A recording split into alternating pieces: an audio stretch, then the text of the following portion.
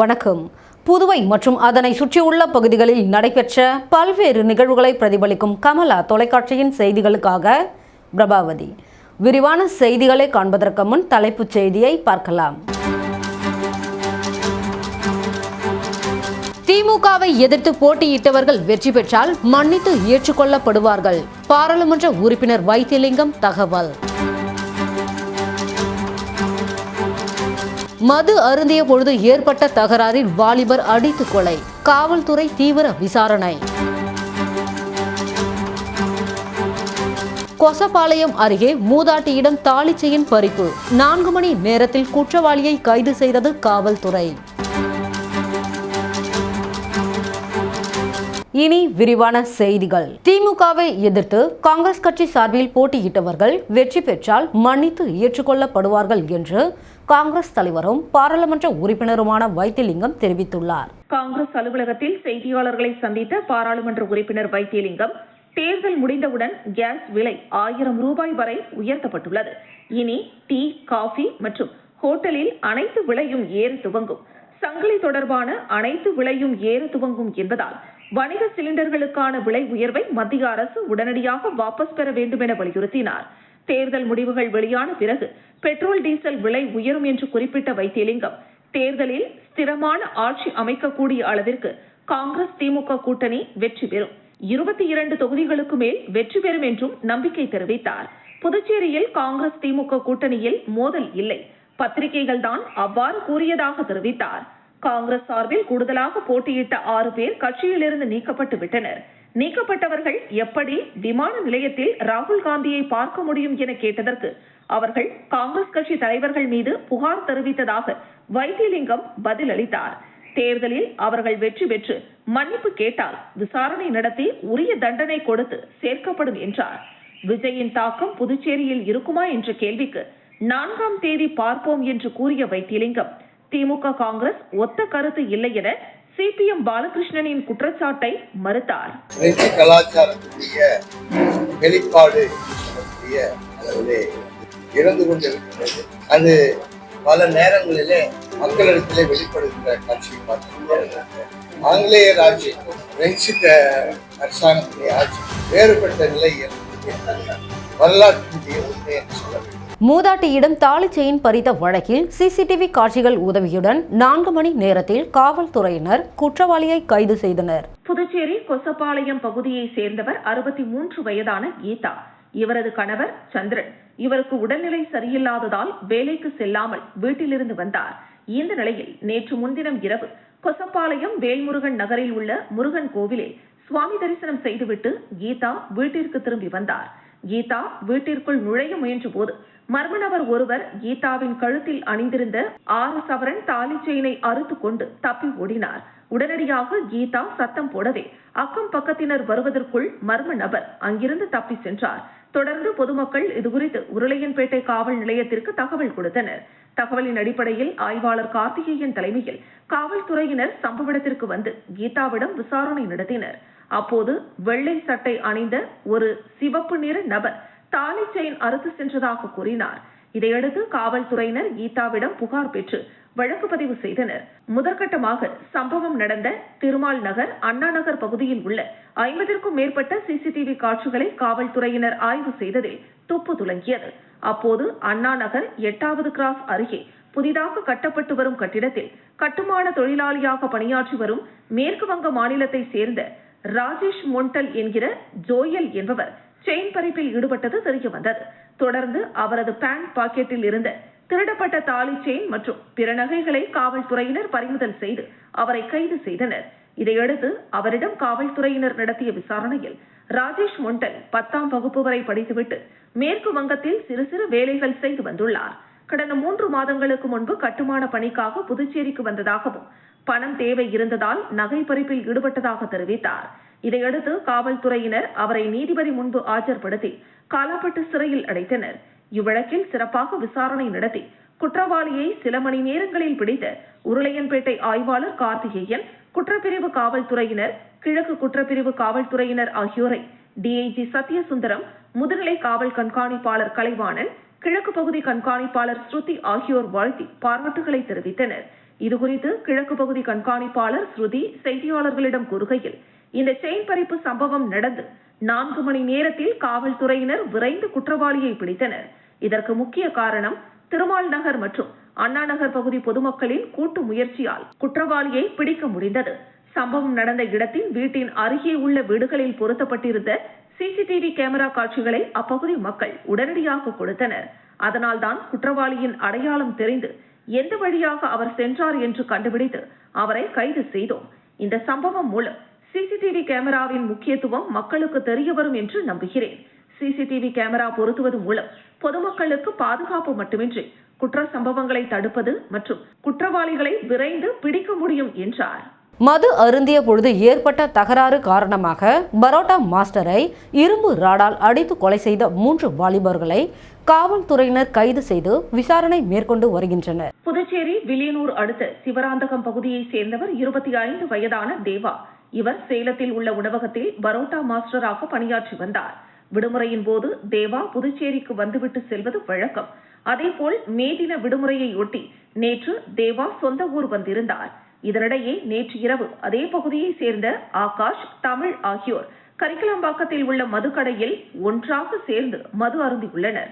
அப்பொழுது தமிழ் மற்றும் அங்கிருந்த தேவா ஆகியோருக்கு இடையே திடீரென வாக்குவாதம் ஏற்பட்டு கைகலப்பாக மாறியுள்ளது. அக்கம் பக்கத்தினர் மோதலை விலக்கிவிட்ட நிலையில் அங்கிருந்து கிளம்பிய தேவா தனது நண்பரான ராகுல் மற்றும் சிலருடன் அரியூரில் உள்ள தனியார் பொறியியல் கல்லூரி பின்புறத்தில் அமர்ந்து மீண்டும் மது அருந்திக் கொண்டிருந்தார். அப்போது தமிழ், ஆகாஷ் மற்றும் அவரது நண்பர் ஆதி ஆகியோர் இருசக்கர வாகனத்தில் தேவா இருக்கும் இடத்திற்கு இரும்பு ராட், பைப்பு உள்ளிட்ட பயங்கர ஆயுதங்களுடன் வந்துள்ளனர். இதை பார்த்து அதிர்ச்சியடைந்த தேவா மற்றும் அவரது நண்பர்கள் அங்கிருந்து தப்பி ஓட முயன்றனர். ஆனால் தேவாவை சுற்றி வளைத்த தமிழ் மற்றும் அவரது கூட்டாளிகள் கொடூரமாக அடித்துள்ளனர். அதில் இரத்த காயங்களுடன் தேவா மயக்கமடைந்து சரிந்ததும் அக்கும்பல் இருசக்கர வாகனத்தில் தப்பி சென்று விட்டது. இதனைத் தொடர்ந்து படுகாயத்துடன் உயிருக்கு போராடிய தேவாவை அவரது நண்பன் ராகுல் மீட்டு கதிர்காமம் அரசு மருத்துவமனைக்கு கொண்டு சென்றார். அங்கு தேவாவை பரிசோதித்த மருத்துவர்கள் அவர் ஏற்கனவே உயிரிழந்து விட்டதாக தெரிவித்தனர். இதையடுத்து அவரது உடல் பிரேத பரிசோதனைக்காக அங்குள்ள சவ கிடங்கில் வைக்கப்பட்டது. இதுகுறித்து வில்லியனூர் காவல் நிலையத்தில் ராகுல் புகார் அளித்தார். அதன் அடிப்படையில் தமிழ், ஆதி, ஆகாஷ் ஆகியோர் மீது கொலை வழக்கு பதிவு செய்த காவல்துறையினர் அவர்களை ரகசிய இடத்தில் வைத்து விசாரணை மேற்கொண்டு வருகின்றனர். தமிழ்நாடு விலங்குகள் நலவாரியம் சார்பாக இரவில் சாலையோரங்களில் சுற்றித் திரியும் கால்நடைகளுக்கு கழுத்தில் ஒளிரூட்டும் பட்டை அணிவிக்கப்பட்டது. புதுச்சேரி திண்டிவனம் தேசிய நெடுஞ்சாலையில் இரவு நேரத்தில் கால்நடைகள் ஆங்காங்கே அமர்ந்து ஓய்வெடுப்பது மற்றும் சாலையை கடக்க முயலும் போது வாகன ஓட்டிகள் எதிர்பாராத விதமாக மோதி கால்நடைகள் மற்றும் மனிதர்களுக்கு பெரும் விபத்து ஆகி உயிர் சேதம் அடைகிறது.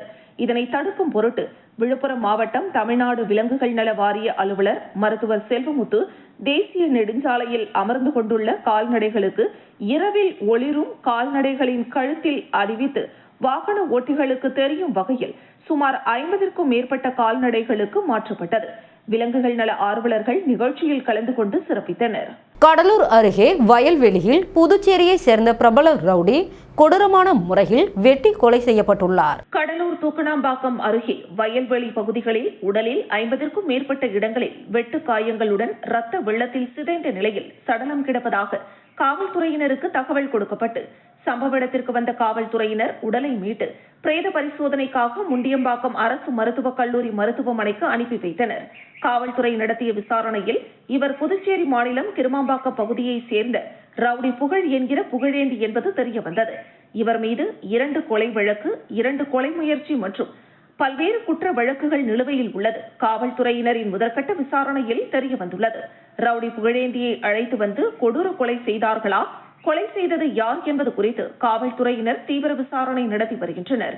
கடலூர் அருகே புதுச்சேரி மாநில ரவுடி வெட்டி படுகொலை செய்யப்பட்ட சம்பவம் இரு மாநில எல்லைகளில் பெரும் பரபரப்பையும் பதற்றத்தையும் ஏற்படுத்தியுள்ளது. சித்ரா பௌர்ணமி விழாவை முன்னிட்டு பழமை வாய்ந்த ஸ்ரீ சக்தி சோலை வாழியம்மன் கோவிலில் துணைநிலை ஆளுநர் கைலாசநாதன் தேரை வடம்பிடித்து துவக்கி வைத்தார். முத்தியால்பேட்டை சோலை நகர் பகுதியில் உள்ள பழமை வாய்ந்த ஸ்ரீ சக்தி சோலை வாழி அம்மன் கோவிலில் சித்ரா பௌர்ணமியை முன்னிட்டு தேர் திருவிழா சிறப்பாக நடைபெற்றது. இவ்விழாவில் துணைநிலை ஆளுநர் கைலாஷ்நாதன் கலந்து கொண்டு வடம் பிடித்து தேர் இழுத்து தேர் திருவிழாவை தொடங்கி வைத்தார். முன்னதாக துணைநிலை ஆளுநருக்கு பூரண கும்ப வரவேற்பு அளிக்கப்பட்டது. தொடர்ந்து அவர் கோவிலில் சுவாமி தரிசனம் செய்தார். நிகழ்ச்சியில் கோவில் நிர்வாக குழுவினர் மற்றும் பக்தர்கள் திரளாக கலந்து கொண்டு விழாவை சிறப்பித்தனர். கருவடிக்குப்பம் அருகே சாராய கடையில் தென்னை மரம் சரிந்து மின் கம்பிகள் துண்டிக்கப்பட்டன. புதுச்சேரி அருகே உள்ள கருவடிக்குப்பம் பகுதியில் உள்ள சாராய கடை அருகே திடீரென தென்னை மரம் ஒன்று சரிந்து விழுந்தது. இந்த மரம் அருகில் சென்ற மின்சார ஒயர்களின் மீது விழுந்ததால் மின் கம்பிகள் துண்டிக்கப்பட்டன. இதன் காரணமாக அந்த பகுதியில் சில நேரம் போக்குவரத்து பாதிக்கப்பட்டது. துண்டிக்கப்பட்ட மின் கம்பிகள் 2 முதல் 3 இடங்களில் சாலையில் கிடந்ததால் பாதுகாப்பு கருதி வாகனங்கள் நிறுத்தப்பட்டன. இதனால் பெரிய விபத்துகள் தவிர்க்கப்பட்டதாக கூறப்படுகிறது. இந்த சம்பவத்தை அங்கிருந்த பொதுமக்கள் வீடியோவாக பதிவு செய்துள்ளனர். தற்போது இந்த வீடியோ சமூக வலைதளங்களில் வேகமாக பரவி வருகிறது. கரையாம்புத்தூர் திரௌபதி அம்மன் ஆலயத்தில் நடைபெற்ற தீமிதி திருவிழாவில் நூற்றுக்கணக்கான பக்தர்கள் தீமிதித்து நேர்த்திக்கடன் செலுத்தினர். புதுச்சேரி மாநிலம் பாகூர் கோமியோன் கரையாம்பத்தூர் பகுதியில் எழுந்தருளியுள்ள அருள்மிகு திரௌபதி அம்மன் ஆலய தீமிதி திருவிழா வெகு பிரம்மாண்டமாக நடைபெற்றது. முன்னதாக கடந்த 23ஆம் தேதி வியாழக்கிழமை கொடியேற்றத்துடன் திருவிழா தொடங்கிய நிலையில் தொடர்ந்து 9 தினங்களாக பல்வேறு பூஜைகள் செய்யப்பட்டு சுவாமி வீதி உலா நடைபெற்றது. இந்த நிலையில் தீமிதி திருவிழா நடைபெற்றது. இதில் கரையாம்பத்தூர் பகுதியை சேர்ந்த இளைஞர்கள், முதியவர்கள், சிறுவர்கள் என 100க்கும் மேற்பட்டோர் பக்தியுடன் தீமிதித்து நேர்த்திக்கடன் செலுத்தினர்.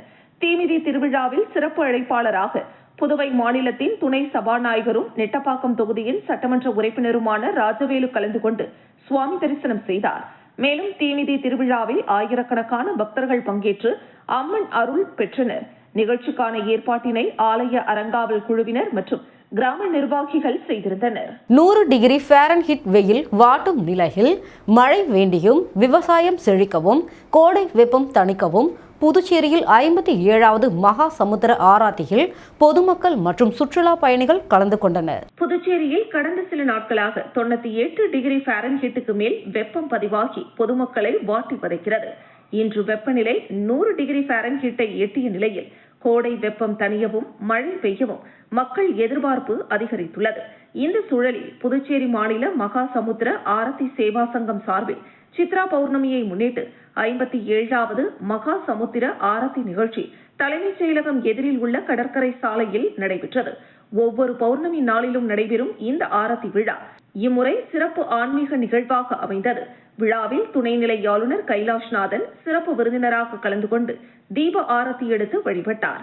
கோடை வெப்பம் தணியவும் புதுச்சேரியில் நல்ல மழை பெய்யவும் விவசாயம் செழிக்கவும் சிறப்பு பிரார்த்தனைகள் நடத்தப்பட்டது.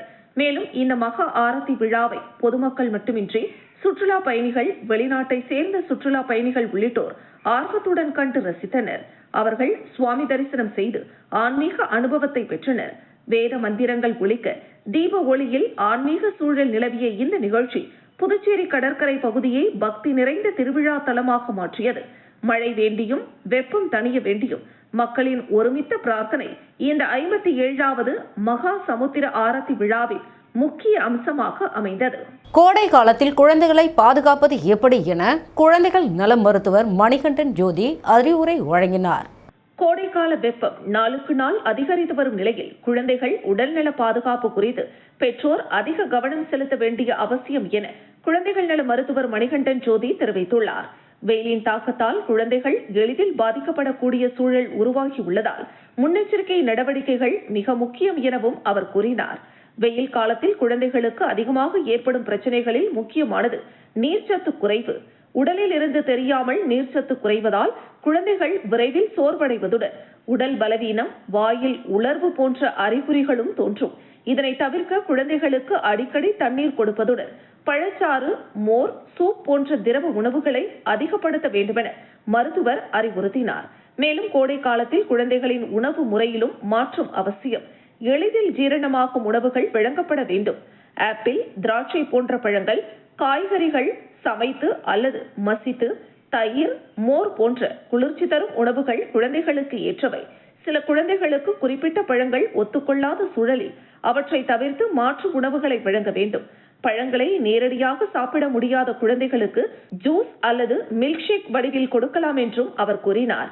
அதே நேரத்தில் கோடை காலத்தில் அதிக காரம், எண்ணெய், டீப் ஃப்ரைட் உணவுகள், பிரியாணி போன்ற கனமான உணவுகளை குறைப்பது நல்லது.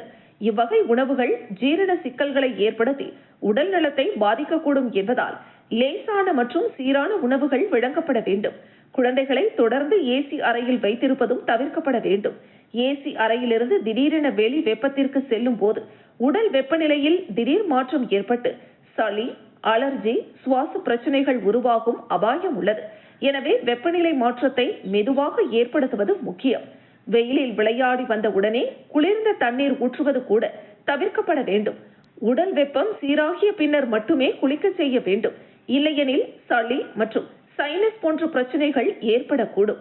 மேலும் கோடை காலத்தில் சிக்கன் பாக்ஸ், டைபாய்டு, வைரஸ், காமாலை போன்ற தொற்று நோய்கள் அதிகரிக்கும் வாய்ப்பு இருப்பதாகவும் மருத்துவர் எச்சரித்தார். சுத்தமான குடிநீர், சுகாதாரமான உணவு மற்றும் தேவையான தடுப்பூசிகள் மூலம் இவ்வகை நோய்களை தடுப்பது அவசியம் என்றும் அவர் வலியுறுத்தினார். கோடை காலத்தில் குழந்தைகளுக்கு போதுமான நீர்ச்சத்து, சீரான உணவு மற்றும் வெப்பநிலை மாற்றங்களில் கவனம் ஆகியவை மிகவும் அவசியம். பெற்றோர் சிறிய முன்னெச்சரிக்கை நடவடிக்கைகள் எடுத்தாலே குழந்தைகளை பல நோய்களில் இருந்து பாதுகாக்க முடியும் என குழந்தைகள் நல மருத்துவர் மணிகண்டன் ஜோதி தெரிவித்தார். குழந்தைகளை இந்த வெயில் காலத்துல எப்படி நம்ம பாதுகாத்து வச்சுக்கிறது? யூஸ்வலாகவே நமக்கு தெரியும், வெயில் காலத்துல வரக்கூடிய பிரச்சனைகள், சில பிரச்சனைகள் குழந்தைகளை நம்ம ரெகுலராக பார்க்கறதா இருக்கும். ஒன்று, குழந்தைங்க சீக்கிரமா டீஹைட்ரேட் ஆகும். டீஹைட்ரேஷன்னா இன்விசிபிள் வாட்டர் லாஸ்ன்னு சொல்லுவோம். அதாவது குழந்தைங்களுக்கு தங்கள் அறியாமலே தங்க உடம்புல இருக்கிற வேர்வையின் மூலியமாகவும் எவாபரேஷன் மூலியமாகவும் உடம்புல இருக்கிற தண்ணீர் சத்து குறைய ஆரம்பிக்கும். குருமாம்பேட் ஸ்ரீ யோகமாயா லலிதாம்பிகை ஸ்ரீ மகா சாம்ராஜ லலிதாம்பிகை ஆலயத்தில் சித்திரை மாத பௌர்ணமியை முன்னிட்டு மகா அபிஷேகம் மற்றும் மகா தீபாராதனை நடைபெற்றது. புதுச்சேரி குருமாம்பேட் பகுதியில் அமைந்துள்ளது ஸ்ரீ யோகமாயா லலிதாம்பிகை மற்றும் ஸ்ரீ மகா சாம்ராஜ்ய லலிதாம்பிகை திருக்கோவில். இந்த திருக்கோவிலில் சித்திரை மாத பௌர்ணமியை முன்னிட்டு ஸ்ரீ லலிதா மகா யாகம் நடைபெற்றது. தொடர்ந்து ஸ்ரீ மகா சாம்ராஜ்ய லலிதாம்பிகைக்கு பால், தயிர், சந்தனம், திருநீர், திருமஞ்சனம், குங்குமம் உள்ளிட்ட பல்வேறு வாசனை திரவியங்கள் கொண்டு மகா அபிஷேகம் செய்யப்பட்டு தொடர்ந்து யாகசாலையில் வைக்கப்பட்ட கலச நீரால் அம்மனுக்கு சிறப்பு அபிஷேகம் செய்யப்பட்டது. தொடர்ந்து அலங்கரிக்கப்பட்ட உற்சவருக்கு சோடச தீபாராதனைகள் காண்பிக்கப்பட்டது. தொடர்ந்து வெண்பட்டில் அலங்கரிக்கப்பட்ட ஸ்ரீ மகா சாம்ராஜ்ய லலிதா மற்றும் நீலப்பட்டில் அலங்கரிக்கப்பட்ட ஸ்ரீ யோகமாயா லலிதாம்பிகைக்கு சகஸ்கர நாமம் பாடப்பட்டு மகா தீபாராதனை காண்பிக்கப்பட்டது. இதில் பக்தர்கள் பலரும் கலந்து கொண்டு லலிதாம்பிகை அம்மனை வழிபட்டு சென்றனர். இதற்கான ஏற்பாடுகளை ஆலய நிர்வாகி மகேஸ்வர சாஸ்திரிகள் மற்றும் பக்தர்கள் சிறப்பாக செய்திருந்தனர். தமிழகம் மற்றும் புதுச்சேரியில் நீட் பயிற்சியில் புகழ்பெற்ற மதர் குளோரி நீட் அகாடமியில் விழிப்புணர்வு மற்றும் ஆலோசனை வழங்கப்பட்டது. தமிழகம் மற்றும் புதுச்சேரியில் நீட் பயிற்சியில் புகழ்பெற்ற மதர் குளோரி நீட் அகாடமியில் 2026 நீட் பயிற்சி நிறைவு விழா காரைக்கால் செயின்ட் மேரிஸ் மேல்நிலைப் பள்ளியில் நடைபெற்றது. இதில் வரும் ஞாயிற்றுக்கிழமை நடைபெறவுள்ள நீட் தேர்வை எவ்வாறு எதிர்கொள்வது மற்றும் அதிக மதிப்பெண் பெறுவதற்காக விழிப்புணர்வு மற்றும் ஆலோசனை வழங்கப்பட்டது. இதில் 130க்கும் மேற்பட்ட மாணவர்கள் கலந்து கொண்டு பயன்பெற்றனர். இந்த நிகழ்ச்சியில் செயின்ட் மேரிஸ் மேல்நிலைப் பள்ளி முதல்வர் அருட்தந்தை சாமுவேல், காரைக்கால் நகர காவல் ஆய்வாளர் அருட்செல்வன், தமிழ்நாடு தனியார் ஆசிரியர் சங்க தலைவர் பால்மணி, முனைவர் சுரேஷ்குமார் ஆகியோர் கலந்து கொண்டு மாணவர்களிடம் சிறப்புரை ஆற்றினர். மேலும் மதர் குளோரி நீட் அகாடமி நிறுவனர்கள் அந்த்வான் பிரபு மற்றும் ராபர்ட் கிளைவ் ஆகியோர் விருந்தினர்களை வரவேற்று மாணவர்களிடம் நீட் தேர்வில் அதிக மதிப்பெண் பெறுவதற்கான யோசனைகளை வழங்கினர். இதில் ஏராளமான ஆசிரியர்கள் கலந்து கொண்டு மாணவர்களை ஆசீர்வதித்து வாழ்த்தி பேசினர். இந்த 40 நாள் நீட் சிறப்பு பயிற்சி வகுப்பு தங்களுக்கு மிகவும் பயனுள்ளதாக இருந்தது என கூறி மாணவர்கள் மகிழ்ந்தனர். அரியாங்குப்பம் அருகே சிவலிங்கபுரம் திரிபுர சுந்தரி சமேத சிவ கைலாசநாதர் கோவிலில் சித்ரா பௌர்ணமியை முன்னிட்டு 108 திருவிளக்கு பூஜை நடைபெற்றது. புதுச்சேரி மாநிலம் அரியாங்குப்பம் அடுத்த ராதாகிருஷ்ணன் நகர் சிவலிங்கபுரத்தில் உள்ள அருள்மிகு ஸ்ரீ திரிபுர சுந்தரி சமேத சிவ கைலாசநாதர் கோவில் உள்ளது. இதில் சித்ரா பௌர்ணமியை முன்னிட்டு உலக நன்மை வேண்டியும் மற்றும் வெப்ப தன்மைகள் குறையவும் திரிபுர சுந்தரி அம்மனுக்கு காலையில் சிறப்பு அபிஷேகங்கள் செய்து மலர்களால் அலங்கரிக்கப்பட்டு மகா தீபாராதனை நடைபெற்றது. தொடர்ந்து மாலை 108 திருவிளக்கு பூஜை நடைபெற்றது. பெண்கள் திருவிளக்கு பூஜையில் கலந்து கொண்டு உலக நன்மை வேண்டியும் மாங்கல்ய பாக்கியம், குழந்தை பாக்கியம், நோயற்ற வாழ்வு என்று பலதரப்பட்ட வேண்டுதலுக்கு ஏற்ப திருவிளக்கு பூஜைகள் செய்து அம்மனை வழிபட்டனர். அதனைத் தொடர்ந்து அலங்கரிக்கப்பட்ட உற்சவ மூர்த்திகள் ஊர் பொதுமக்கள் மற்றும் ஆன்மீக பக்தர்களுக்கு அருள் காட்சி அளித்தனர். இந்த நிகழ்ச்சிக்கான ஏற்பாட்டினை கோவில் நிர்வாகத்தினர் மற்றும் ஊர் முக்கியஸ்தர்கள், பெரியோர்கள், இளைஞர்கள் செய்திருந்தனர். இதில் திரளான பக்தர்கள் கலந்து கொண்டு சுவாமி தரிசனம் செய்தனர். சித்ரா பௌர்ணமியை முன்னிட்டு ஓங்கார ஆசிரமத்தின் 55வது ஆண்டு வெட்டவெளி தியானம் புதுச்சேரி கடற்கரையில் ஆன்மீக நிகழ்வாக நடைபெற்றது. புதுச்சேரி கடற்கரையில் ஓங்கார ஆசிரமத்தின் 55வது ஆண்டு சித்ரா பௌர்ணமி விழாவை முன்னிட்டு வெட்டுவெளி தியானம் ஆன்மீக நிகழ்வு சிறப்புடன் நடைபெற்றது. இந்த நிகழ்ச்சிக்கு ஆசிரமத்தின் நிர்வாகி கோடீஸ்வரன் தலைமை ஏற்று வரவேற்புரை மற்றும் சிறப்புரையாற்றினார். அவர் தனது உரையில் வெட்டுவெளி தியானத்தின் முக்கியத்துவம், அதன் தொடக்கம் மற்றும் வளர்ச்சி குறித்து விரிவாக விளக்கினார். இந்த நிகழ்வில் அரங்காவலர் பிதாமகர் விஜயராகவன், மகா பிரபு சுவாமி, ஓங்காரானந்தா உள்ளிட்டோர் நோக்க உரையாற்றி ஆன்மீக வாழ்வின் அவசியத்தையும் தியானத்தின் பயன்களையும் எடுத்துரைத்தனர். தொடர்ந்து சுவாமி சர்வமானந்தா வெட்டுவெளி தியானம் குறித்து சிறப்புரையாற்றி மன அமைதிக்கும் ஆன்மீக முன்னேற்றத்திற்கும் தியானம் வழங்கும் பலன்களை விளக்கினர். சித்ரா பௌர்ணமி தினத்தை முன்னிட்டு நடைபெற்ற இந்த நிகழ்வில் பொதுமக்கள் மட்டுமின்றி வெளிநாடுகளை சேர்ந்த சுற்றுலா பயணிகளும் ஆர்வமுடன் கலந்து கொண்டு தியானத்தில் ஈடுபட்டனர். கடற்கரையில் நடைபெற்ற இந்த வெட்டவெளி தியானம் ஆன்மீக சூழலை உருவாக்கி கலந்து கொண்டவர்களுக்கு மன நிறைவை அளித்தது. கிருமாம்பாக்கம் ஸ்ரீ திரௌபதி அம்மன் ஆலய தீமிதி திருவிழா செட்டியார் குலத்தோர் உபயதாரர்களால் வெகு சிறப்பான முறையில் கொண்டாடப்பட்டது. புதுச்சேரி மாநிலம் பாகூர் கொம்யூன் கிருமாம்பாக்கம் கிராமத்தில் எழுந்தருளி இருக்கும் அருள்மிகு ஸ்ரீ முத்தாலம்மன் ஆலய வளாகத்தில் உள்ள அருள்மிகு ஸ்ரீ திரௌபதி அம்மன் மற்றும் அருள்மிகு ஸ்ரீ சீனிவாச பெருமாள் சமேத பத்மாவதி தாயார் ஆலயங்களில் அனைத்து பரிவார மூர்த்திகளும் உள்ளன. அருள்மிகு ஸ்ரீ திரௌபதி அம்மன் ஆலயத்தில் தீமிதி திருவிழா வெள்ளிக்கிழமை நடைபெற்றது. கடந்த 17ஆம் தேதி வெள்ளிக்கிழமை கொடியேற்றத்துடன் திருவிழா தொடங்கியது. அதனைத் தொடர்ந்து ஒவ்வொரு நாளும் உபயதாரர்கள் மூலம் சுவாமிக்கு சிறப்பு அபிஷேகங்கள் செய்து மலர்களால் அலங்கரிக்கப்பட்டு மகா தீபாராதனை காண்பிக்கப்படுகிறது. 1ஆம் தேதி நேற்று காலை மூலவர் மற்றும் உற்சவ மூர்த்திகளுக்கு சிறப்பு அபிஷேகமாக பால், தயிர், சந்தனம், அபிஷேகத்தூள், தேன், இளநீர், பன்னீர், பழ வகைகள் மற்றும் வாசனை திரவியங்கள் மூலம் அபிஷேகங்கள் செய்து மலர்களால் அலங்கரிக்கப்பட்டு மகா தீபாராதனை காண்பிக்கப்பட்டது. இதில் திரளான பக்தர்கள் கலந்து கொண்டு சுவாமி தரிசனம் செய்தனர். இந்த நிகழ்ச்சியில் துணை சபாநாயகர் ராஜவேலு, என்ஆர் காங்கிரஸ் பிரமுகர் மோகன்தாஸ் மற்றும் முன்னாள் அமைச்சர் கந்தசாமி ஆகியோர் கலந்து கொண்டு சுவாமி தரிசனம் செய்தனர். மாலை 5 மணி அளவில் தீமிதி திருவிழா வெகு சிறப்பாக நடைபெற்றது. இதில் திரளான பக்தர்கள் கலந்து கொண்டு தீ மிதித்து தங்களின் நேர்த்திக் கடன்களை செலுத்தினர். அதனைத் தொடர்ந்து உற்சவ மூர்த்திகளையும் மலர்கள் மற்றும் மின் விளக்குகளால் சிறப்பான முறையில் அலங்கரிக்கப்பட்ட வான வேடிக்கையுடன் மேளதாளங்கள் முழங்க சுவாமிகள் வீதி புறப்பாடு நடைபெற்றது. இந்த ஏற்பாட்டினை ரெட்டியார் குலத்தோர் உபயதாரர்கள் மற்றும் கோவில் நிர்வாக அதிகாரி, அரங்காவலர் குழுவினர், பெரியோர்கள், இளைஞர்கள் மற்றும் ஊர் பொதுமக்கள் செய்திருந்தனர். விக்கிரவாண்டி அடுத்த குண்டலப்புலியூரில் எழுந்தருளி உள்ள ஸ்ரீ ஓம் நாகம்மன் கோவில் பிரம்மோற்சவ விழா சிறப்பாக நடைபெற்றது.